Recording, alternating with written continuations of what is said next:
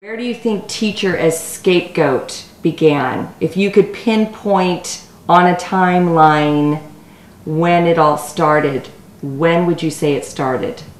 You know, I can't say for certain, but you know, this really started to come about with No Child Left Behind. You know, I think the voucher movement and some of those others, I mean, they were kind of attacks on public schools, but they didn't necessarily focus on teachers. If you watch the news, if you listen to politicians, and it doesn't seem to matter what political party they come from, we're kind of, we're under attack. I mean, the perception is that somehow we're to blame for any shortcomings that may happen, real or imagined, in the educational system. I mean, we're like public enemy number one. When I go to the post office, I expect to see teachers' faces up on the most wanted poster because that's just the way it seems right now. We're there with them all day that we get pegged for, that what are you doing from 8 to 3 that you can't help these students? But I think the same people who use us as the scapegoats aren't thinking about how hard it is to, one, teach all these students in their many different ways of learning, and two, classroom management. Teachers in general are an easy scapegoat just because we have the most contact time with the children. But we're not in control of what happens to them when they go home. We can't control that environment. News media. That's why we are looked at the way we are looked at. What will you see advertised on about teachers in the news? Strike. Strike. More money. More pay. They think we're only out to get pay. News media does not come in and just film a day in a school. What's the life in a school?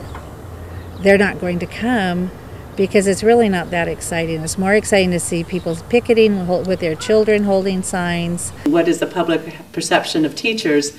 A lot of it comes from the ads, the political ads that is backed by the unions.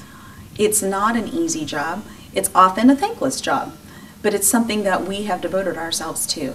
And I believe that the negative press that teachers receive, showing them walking picket lines when they are unfairly denied the raises that they need just to keep their families afloat, showing rallies and things for support for other political issues, it just puts this negative image in the public's mind, when in reality, the teachers are for the kids. We're for the kids.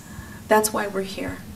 And we want the public to know that everything that we do is really with the idea in mind, that we want the children to succeed. Because they are not only the future, they're the present. They're happening right now. And they need us right now. What can we do to promote a more positive image of the public educator? One reason I became a teacher, and there probably are two of my role models next to my dad, most influential people in my life, high school teachers, coaches, and I wanted to be just like them. And then number two is my parents so respected teachers, so valued teachers. I remember when we moved once, we moved next door to 2 teachers, and my folks thought, well, we made it. We made it in the neighborhood. We're living next door to a couple of teachers. But teachers are professionals. I believe they're underpaid. But that said, I saw a survey recently of teachers, by teachers, for teachers, amongst teachers.